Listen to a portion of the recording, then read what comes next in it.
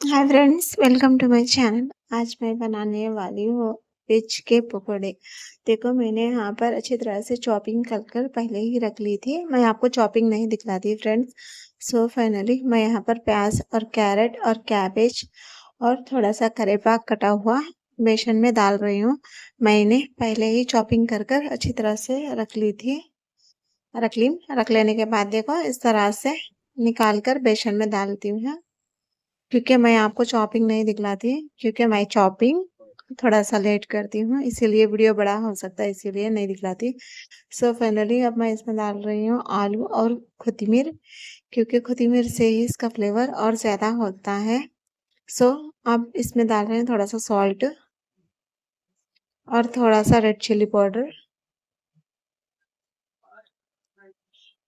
ये देखो, इतने टेस्टी बनते हैं क्या, बहुत ही मज़ा आएगा खाने में, और बच्चों को और फैमिली वाले को बहुत ही मज़े से खाएंगे। ये सब डालने के बाद देखो, इस तरह से अच्छी तरह से प्रेस कर लीजिए, यानी हाथ से अच्छी तरह से दबा लीजिए, क्योंकि अच्छी तरह से सारे फ्लेवर मिलना चाहिए, इसीलिए मैं प्रेस कर रही हूँ। अब मैं डाल रही हूँ चने का आटा। आप चाहे तो ज़्यादा भी ले सकते हैं, बट इसमें ज़्यादा आटा नहीं लगता है। मैं यहाँ पर डाली हूँ जस्ट एक हाफ कप, यानी कि आधा खोटरा चना का आटा डाली हूँ।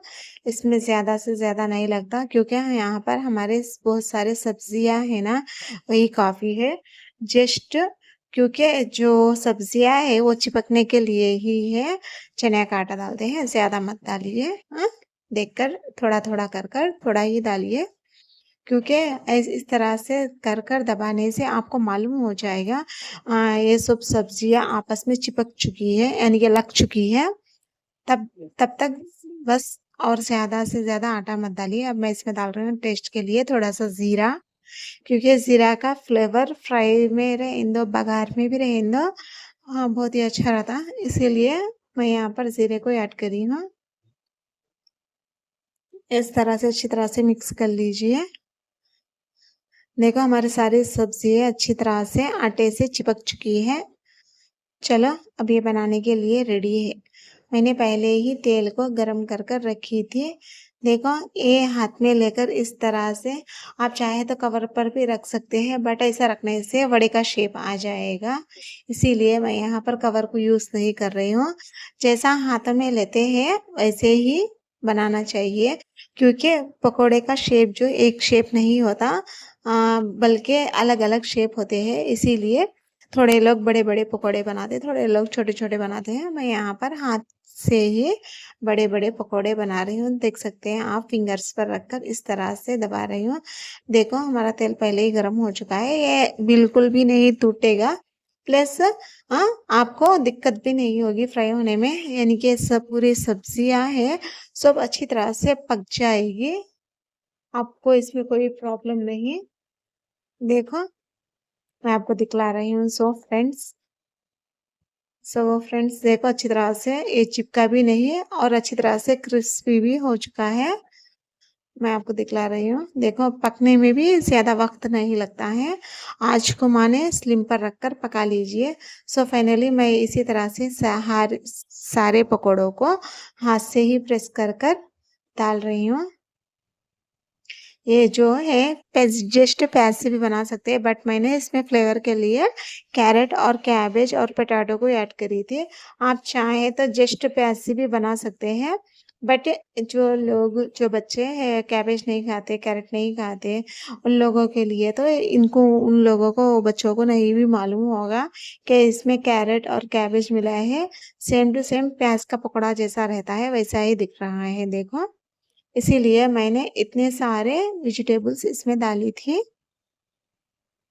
देखो, कितने क्रिस्पी हो चुके हैं, पूरे पकौड़े अच्छी तरह से जल चुके हैं, अंदर तक भी जल चुके हैं। सो फाइनली इसी तरह से आप सब पकौड़ों को बना लीजिए। इसमें ज़्यादा तेल भी नहीं लगता। सो फ्रेंड्स, देखो, मेरा जो बर्तन है छोटा है, आप चाहे तो कढ़ाई रखकर एक ही दम 6-7 डाल सकते हैं, बट मैं यहाँ पर 4-4 डालकर 3-3 डालकर पका रही हूँ। सो मेरे हमारे जो पकौड़े हैं सब अच्छी तरह से पक कर रेडी हो चुके हैं। मैं ये बना रही हूँ जस्ट स्नैक के लिए।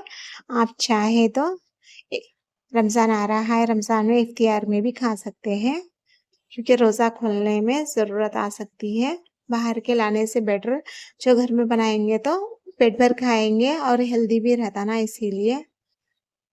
इसी तरह से सारे पकौड़ों को पका लीजिए। जस्ट मैं हाथ से भी कर रही हूँ, आप चाहें तो कवर पर रख कर भी कर सकते हैं, क्योंकि ये कुछ भी नहीं टूट रहा है और मुझे यानी कि कुछ भी मेहनत नहीं लग रही है, ईज़िली बन जाता है। देख सकते हैं आप सब वेजिटेबल इसमें ही है और देखो अच्छी तरह से पक रहा है। सो फाइनली हमारे जो वेज के पकौड़े हैं अच्छी तरह से बनकर रेडी हो गए। चलो मैं इस तरह से गार्निश कर रही हूँ। सो आप देख सकते हैं आपको मालूम भी नहीं हो रहा है इसमें इतने तरह के वेजिटेबल्स बने हैं।